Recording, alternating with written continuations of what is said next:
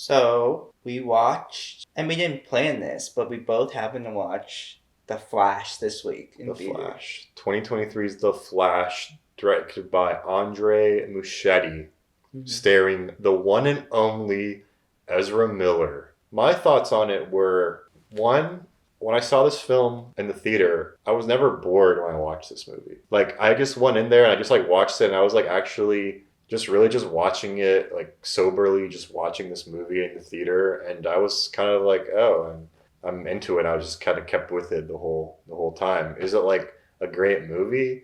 No. Is it, like, a good movie? Depends on who you ask, but I don't think it's as bad as, like, all the reviews I'm seeing on, like, Letterboxd and stuff. It's actually, like, I have no complaints in the boring category, which is sort of what these movies are just kind of made for, is just take you out of shit, you know? The second thing about The Flash from 2023 is that everyone was saying how it's like a multiverse movie. I feel like it's actually a time travel movie. It is. It's more of a grounded approach to this whole multiverse trend that's going on. And obviously these sort of cameos and stuff, which they took from the Marvel shit. And obviously that's just such a trend now and such a marketing tool now. Nostalgia exploitation. Yeah, but I will say this movie actually is a time travel movie because he really only moves back and forth, but things change around him because there's like, I guess there's, in theory, there's like interlinking things. Also, like, it's like the way they explain it, it's like, so people think time is like this, and you go back in time and you change it and you create parallel Yeah. kind of thing, but really time is like, can be like this. Yeah. Or like, you know, like this. Yeah. You know? It was cool. Here's the thing. I'm fucking also really sick of multiverse shit. I'm also really sick of like nostalgia exploitation bullshit in superhero movies. Yeah. But The Flash, literally since the very creation of him, it's like, what if he ran fast enough to go back in time? That's part of his story. It makes sense. Yeah. It's not like Spider-Man. Like Spider-Man, it doesn't make all any this other sense, bullshit does not make sense. Yeah. This total capitalization on the audience. Whereas Flash is like, within his character, it's like, the whole thing, okay, so this is like a little bit spoiler for the comic books, but like I'm a big Flash fan, but like, you know how his mom dies in the beginning, or like even before the story starts. That's kind of like what launches this story. Is like, what if I go back in time to save my mom? The person that kills his mom is the Reverse Flash, who is this guy in the future who idolizes the Flash. He's this like guy that like basically shows people around the Flash Museum, and he's like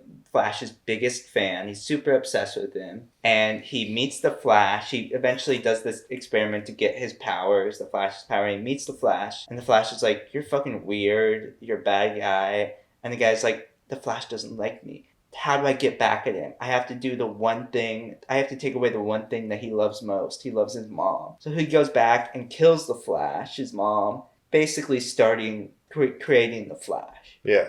Within the Flash storyline, time travel shit's like back and forth. Yeah, you know what I mean? I get what like, you mean. It makes sense. It makes sense that you could like travel as fast as light or even faster, so that like you can actually go through time and stuff. And what about like like going through walls, like moving your molecules so fast that you can like pass through like solid like molecules. All that stuff is cool. So basically, Barry Allen goes back in time because he's working on a case to prove that his father's innocent in his mom's murder that happened when he was like a young kid. Now he's like probably like 28 or something, and he goes back in time to try to stop his mom's murder, which he's able to do. But there's consequences to that, and that kind of leads to like the whole story of everything. But what's funny about this movie is that in the end, this is like just spoilers, whatever. In the theater, in the end, when Ron Livingston, they're in the courthouse, and Ron Livingston like looks up at the camera. Like there are people in the theater that were like, "Oh," they're like, "Oh," they're like, "Oh," like when that happened. Like in the courtroom case, that's so boring though. The courtroom case. No, yeah, but when that final reveal, which is like so interesting to think about, because I was just talking about with Jake, it's just like the audience manipulation by like this. That was just like written in there to like get that reaction. Like they like the audience got so into like the movie and story that payoff got an actual like reaction because they were so actually invested in this storyline of this guy. So they were actually like, Oh, yeah. That's Wow. that's the thing, dude, about this movie. Is like I can't say I'm gonna get invested about like Aquaman and fucking like whatever, you know, like Vincent Chase. I was fucking invested by the end of Flash. I was invested in the story. I wanted to see how it played out. And I will say that was satisfying seeing that inside of me. I was like, that's satisfying. And I'm like, oh, wait, that was just like, this is just a corporation that had a bunch of writers come up with this structure to like, for like a payoff at the end. Yeah.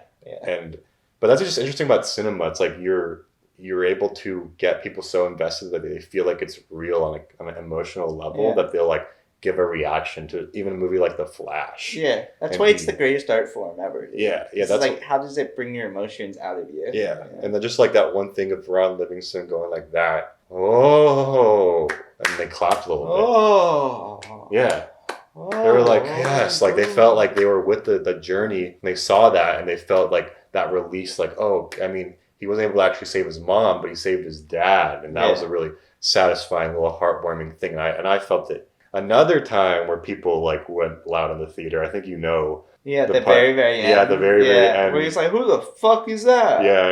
And then you were like, people were like, whoa!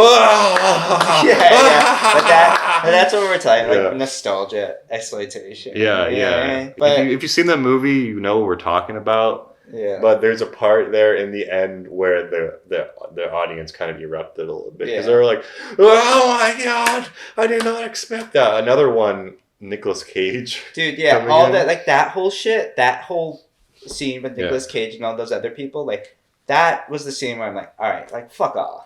I was like, fuck off. It was a little bit like Interstellar, like at the end of Interstellar with the Tesseract. It reminded me of that, like there's like these multiple layered like stories and universes that like crash into each other, and it's like you're seeing time as a dimension of itself. Yeah. It wasn't like that hard to follow at all. It was actually a really simple story to follow. Like when I was watching Spider-Man 2 Across the Spider-Verse, it was kind of like I kind of like checked out a little bit. Not gonna lie, there's like so much going on in it. Yeah. You know? Even though people love that movie, but this one was just like, oh, it's a nice multiverse, but it's not multiverse movie where it's like, oh, I can actually follow it. Because when I watched Everything Everywhere, I was like, when I first watched it, I couldn't, it was hard to follow for me the first time. It was like a lot going on. But this is the first sort of multiverse, not really multiverse, but it's kind of sold as that I followed all the way through. I knew what was going on. Yeah. What do you think about Supergirl? I thought she was good. I liked her. She was like fine. Like it wasn't. I don't feel like her character was really like fleshed out. It wasn't at all. I don't feel like Batman's character was fleshed out unless you consider like the movies he did prior. I think you have to consider that, like, it's Michael Keaton's Batman from 1990 with directed by Tim Burton. Tim Burton's Batman. Yeah, Tim Burton's like two. Like he did two of them, right? Yeah. Yeah, I mean that was cool. I thought the action in general was just fucking terrible. Like I didn't care about the action at all. I think when the Flash like ran was like all right, but I just thought the CGI, like people have talked about it to death, you know, like it was bad. It was bad. I didn't give a shit about it. Yeah. Supergirl, she was fine. The actress like did a fine job. And I think they could have fleshed her out. It wasn't enough for me. I wasn't like into the character as much as the other ones. But I will say though, Ezra Miller does a really good job. They do, and it makes me wish I liked them more.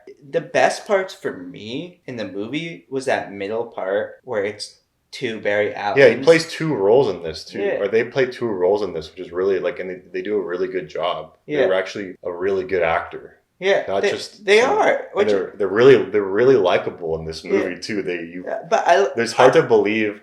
It's almost like some Ted Bundy type shit because he's just like actually a really, really likable guy in the movie, dude. Yeah. No, but here's the thing. The parts I love the science aspect of The Flash. I love when you like, because it felt like very, like, I feel like a lot of comic books, movies would like shy away from like doing the science aspect, but I love like early comic books. The Fantastic Four, Spider-Man, everyone, they're all so scientific. All the science is explained how all these superheroes can do what they do. Yeah. Like even Supergirl, like, oh, she needs to go up to the sun because like that's how like Kryptonians like live. They live off the sun and shit. And like the Flash, like running too fast, that friction like burns his clothes and like all this shit. And like I thought that's like super sick. So I love that. And then also the middle part where it's like Barry Allen more seasoned Barry Allen interacting with like the young Barry Allen and kind of like getting character growth for both of them from like seeing each other, where it's like, you're fucking annoying, dude,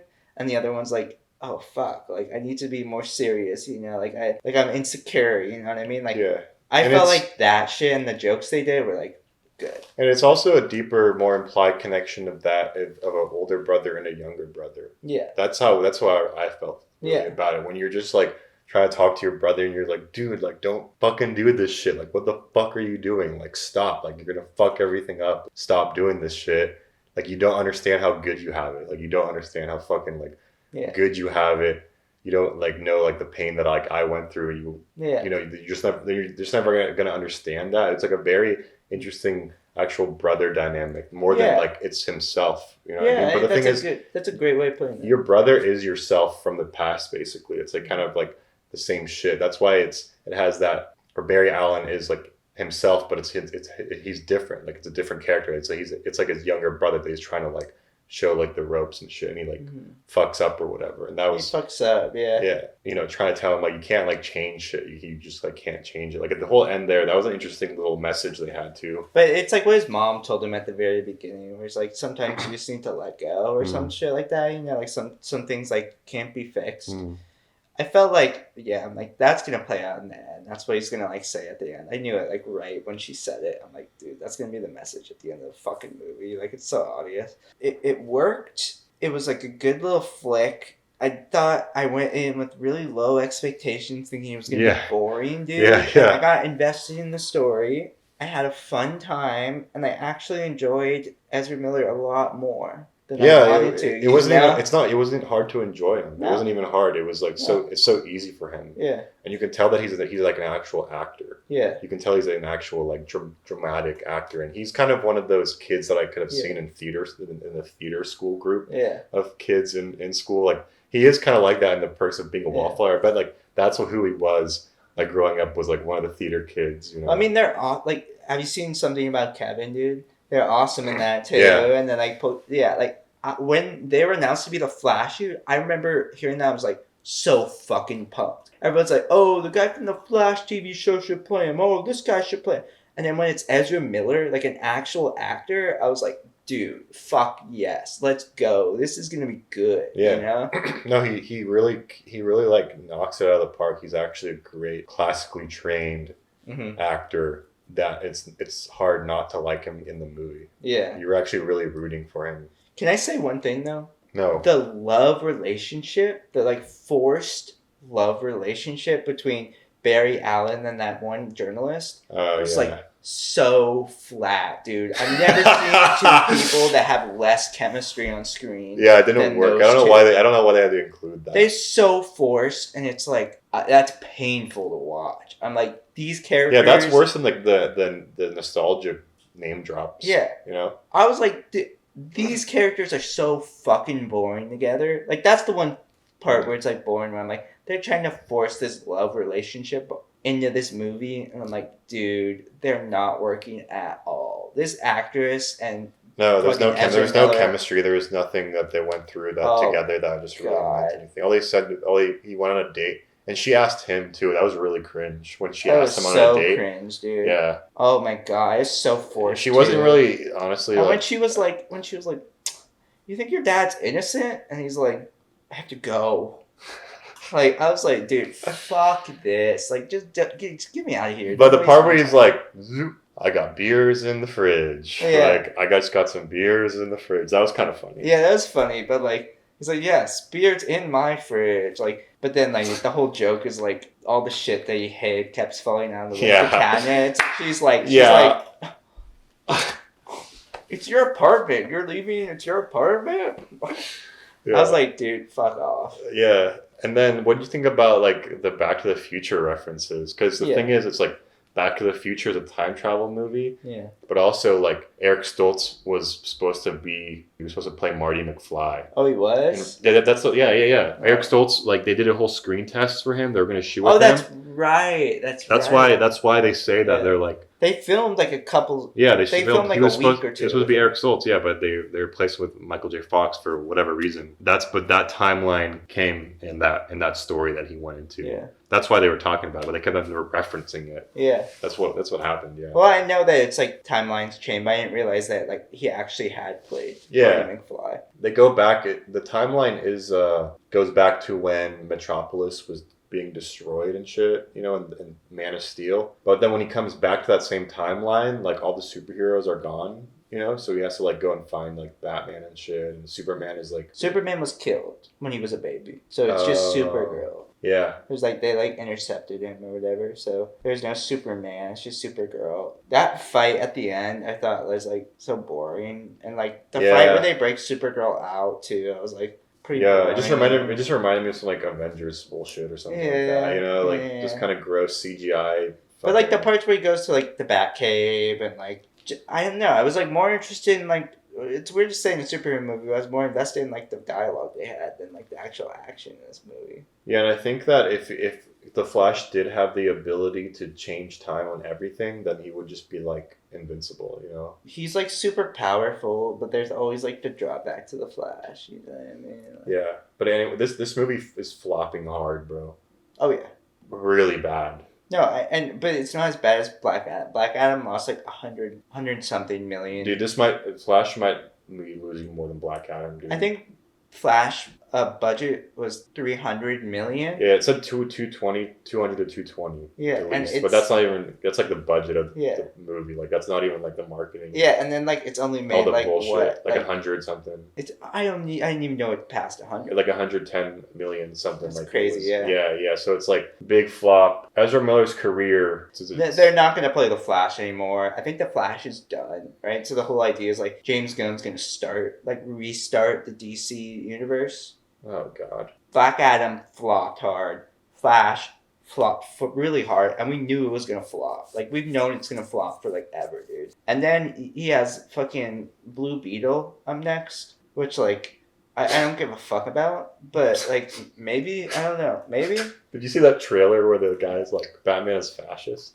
Yeah. So wait, let's go back to the Flash. Is there anything else you want to say about it? I think I touched on everything I really wanted to say about it. There are some really funny parts in it. There are parts where I laugh, like the dialogue and like the young Barry's like pretty funny when he's not being like just like the shtick of being like an idiot. Like sometimes he says like really funny shit, you know? It's canned, you know, there's never going to be another one, but for the movie standing alone, just my enjoyability of this movie, like, it was higher than I thought it would be. For real, yeah. No more Ezra Miller. His career is probably done. Yeah, career's like... Toasted at 30. He peaked at... he peaked already. Are they 30? Yeah, they're 30. Wow. Career cut too short. Have you seen that video where, like, someone's, like, watching the news and it's like Ezra Miller's like mugshot on the TV, and they're like at a party and they're filming the TV, and then they swing around to the backyard of the party and Ezra Miller's there like talking. Really? Yeah. That's insane. Yeah, it's when they were like on the run or whatever, you know, like what? Wanted or whatever. I feel like maybe I have seen that, but that's crazy. I gotta look at that again. Yeah, I'll show it to you. Thanks, guys. Bye. See you in the next one. Pa, pa, pa.